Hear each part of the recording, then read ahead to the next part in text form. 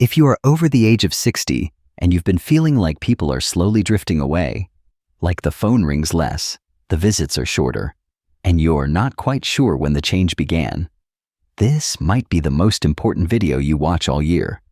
Because what I'm about to share is not about organizing your closet or making your home look better. It is about something much deeper. It is about the small, silent choices that many older women make, often without even realizing it, that slowly but surely push away the very people they love most. You see, I've spent years listening to stories from women just like you, women who were once surrounded by family, friends, and community, and now find themselves sitting in beautifully kept homes that echo with loneliness. This video is not meant to scare you. It is meant to wake you up. Because the truth is, there are 7 specific things that many seniors keep in their homes, 7 types of items that are not just clutter. They are quiet barriers. And these barriers can lead to isolation, distance, and eventually, dying alone. But there is hope. And here's the good news. These are things you can recognize and change, starting today. You do not need to fix everything at once. You just need to be open to a different way of thinking. One that puts love, connection, and presence ahead of memories, fear, or the past. So if you stay with me until the very end, I promise you this. You will walk away with a clear understanding of what's really been creating distance in your relationships and exactly how to rebuild that closeness again. Let's begin. 1. The plastic barrier. Helen was 76 years old, a retired librarian with a quiet home. Too quiet. Her living room was spotless, her couch untouched. Plastic covers stretched tight over every cushion. Even the remote controls were sealed in Ziploc bags. Her granddaughter visited once and whispered, "Grandma, your house feels like a museum." Helen wasn't trying to push anyone away. She thought she was being careful, protecting the things she had worked hard to keep. But in reality, her home had become a place that said, "Don't touch, don't get too close." This is what I call the plastic barrier. On the surface, it's about preserving your belongings, but underneath, it creates emotional distance. A house that's too perfect doesn't feel like home. It feels like a showroom. And no one wants to relax in a place where they feel like a visitor instead of family. Ask yourself this. When people come over, do they feel welcome? Or do they feel nervous like they're going to mess something up? That answer matters. A lot. 2. The fortress of old furniture. Glenda was 74. Her home was quiet, filled with memories, and furniture that hadn't changed since the early 1980s. A deep brown couch, worn down in the center. Stiff-backed dining chairs lined up neatly around a heavy table no one wanted to sit at. Lamps too dim, rugs too thick, shelves packed with unused crystal. Everything in her home told a story, but none of those stories were about now. When her son and his family used to visit, they'd try to settle in. But no one could stay comfortable. After just an hour, someone would suggest going out to eat or cutting the visit short. Eventually, the visit stopped altogether. Glenda couldn't understand why, until her son gently said, "Mom, we love you, but it's just not easy to be there." That's the moment it clicked. Her home had become a fortress, not out of intention, but out of habit. A fortress of outdated, uncomfortable things that created invisible walls between her and the people she loved. Old furniture might be familiar, but it can also send a silent message. Don't touch, don't move, don't stay long. But comfort is connection. When people feel physically at ease, they open up emotionally too. Glenda replaced just a few key pieces: a cozy armchair, a softer light, a table that could move. Within weeks, her home felt different, warmer, lighter, and her family noticed. They started staying longer, talking more, laughing again. Because sometimes, all it takes is one soft seat to bring someone closer. 3. Living in the past kills the present.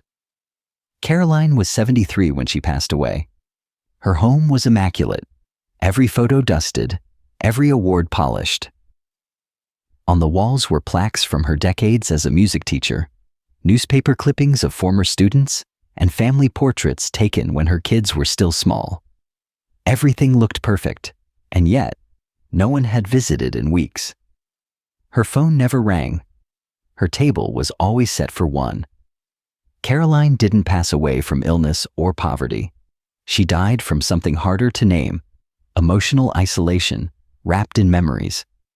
Her house had become a museum to the past, a time capsule where every room whispered, "My best days are behind me." The problem wasn't the photos or the trophies themselves.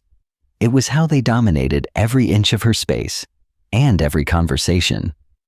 When her daughter came over with the grandkids, Caroline would pull out albums and tell the same stories again and again. The children couldn't connect.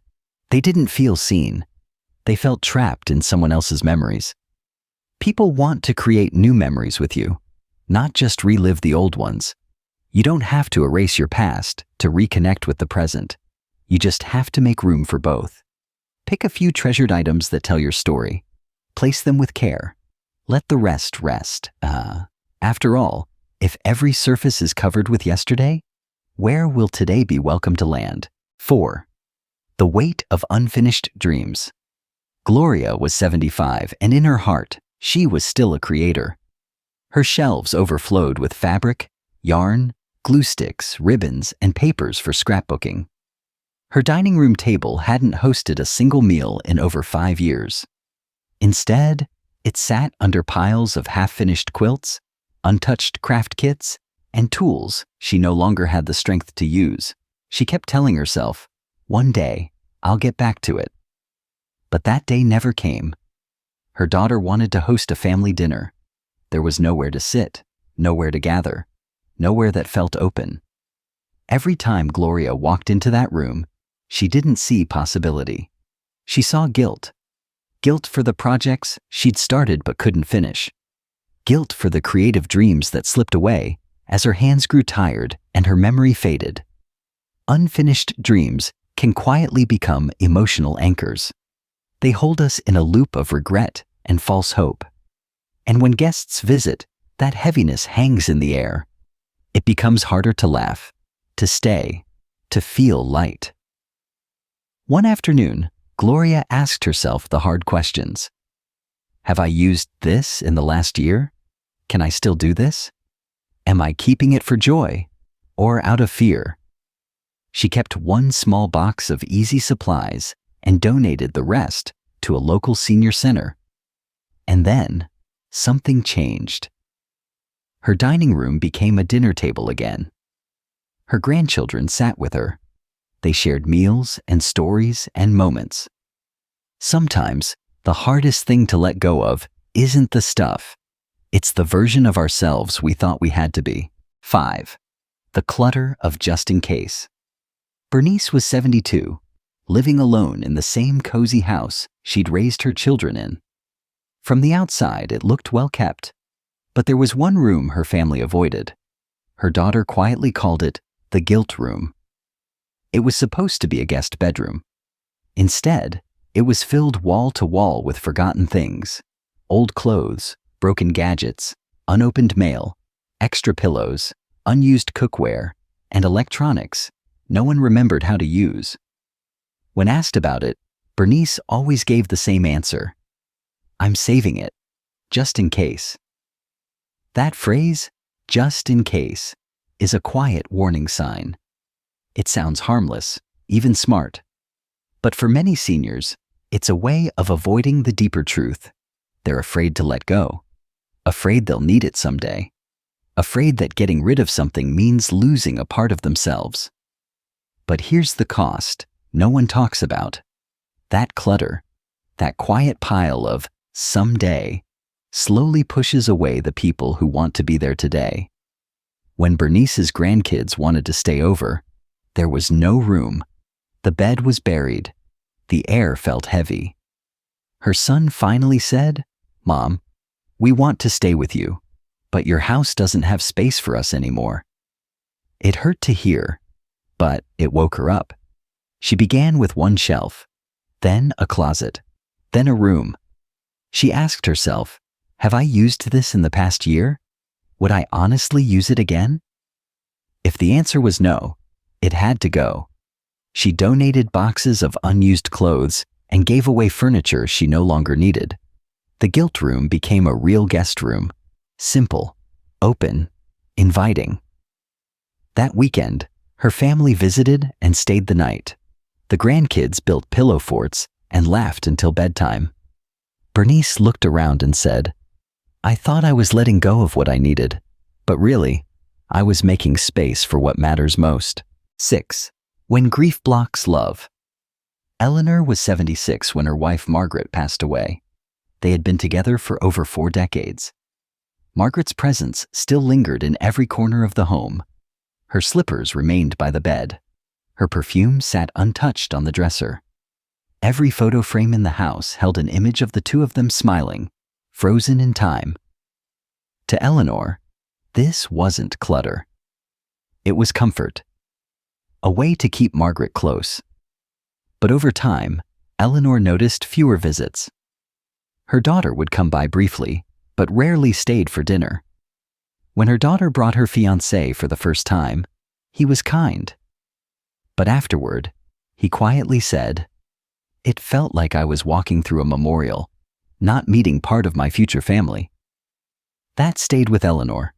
She realized her home, once a space of warmth and laughter, had turned into something sacred but heavy. It wasn't that people didn't care. It was that they didn't know how to step into a space so deeply rooted in grief. Grieving is natural. Holding on to memories is human. But when the memory takes over the room, the relationship with the living begins to fade. Eleanor spoke to her daughter. They cried together. Then, slowly, Eleanor made a change. She kept a small shelf in her bedroom as a tribute to Margaret. A photo, a bracelet, a handwritten note. The rest, she gently packed away. She opened the living room, changed the curtains, added new photos with family and friends from recent years. She didn't erase Margaret. She made space for both memory and presence. When her daughter visited again, she stayed longer. They talked about the future, not just the past. The house felt lighter, but not emptier. Eleanor said, "Letting go didn't mean forgetting her. It meant letting others in." Grief doesn't disappear, but when it takes over the home, it can keep love at the door. There's no shame in remembering. Just don't let the memory of who you've lost keep you from fully embracing the ones still here. 7. The weight of old grudges. Pauline was 75 and sharp as ever. She remembered every slight, every argument, every time someone didn't call when they said they would. On her coffee table sat a neat stack of old letters, cards, and even printed emails. Each one was a reminder of who had hurt her and how. To her, these were not bitter memories. They were records, proof. She told herself, "I'm not angry. I just don't forget." But every visit with her children became strained. Every phone call walked a tightrope. Her son once said, "Mom, I feel like no matter what I do, I'm always being punished for something I said 10 years ago." Pauline didn't mean to push people away, but her need to keep score, to remember every wound, had become its own kind of loneliness. A quiet wall that no one could climb over. Holding on to pain can feel like power, like protection. But in truth, it only makes room for more pain. The longer we grip the past, the harder it is for love to find its way in. One day, Pauline sat with a letter from her sister, a letter she had read and reread for 15 years. She thought, what have I missed out on by holding on to this? That day, she burned the letter. Then she put the rest of the pile in a box and tucked it away, not to forget, but to stop reliving. She didn't tell her family right away, but something changed. Her tone softened. Her conversations became lighter. Her laughter returned. Slowly, her son noticed. He brought the grandkids more often. They stayed longer. The house didn't feel tense. It felt like home. Pauline later said, "Letting go of the grudge didn't mean I agreed with what happened. It meant I chose peace over proof, connection over being right." We all carry stories of hurt, but when those stories become our identity, we lose sight of what really matters: presence, forgiveness, and love. Don't let the past speak louder than your desire to be close again. The ending, the real legacy. Diane made the choice. She let go of the plastic covers. She donated the unfinished projects. She softened her space. She curated her memories. She cleared the clutter. She honored her grief without letting it dominate. And most importantly, she laid down the old grudges that had weighed on her for years. The result wasn't instant, but it was real. Her daughter began calling again. Her grandchildren asked to stay the weekend. Friends she hadn't heard from in ages started reaching out. Her home no longer felt like a museum. It felt alive. Diane once said, "I thought keeping everything made me strong, but really, it made me hard to love. I was guarding my stuff, my pride, my pain, when what I needed most was people." And that's the truth many never say out loud. We believe holding on keeps us safe, but in reality, it builds invisible walls. The more we hold, the more we block what we truly crave: connection, comfort, and closeness. If any part of these stories felt familiar, don't ignore it. You're not too old to begin again. You're not too far gone to be embraced.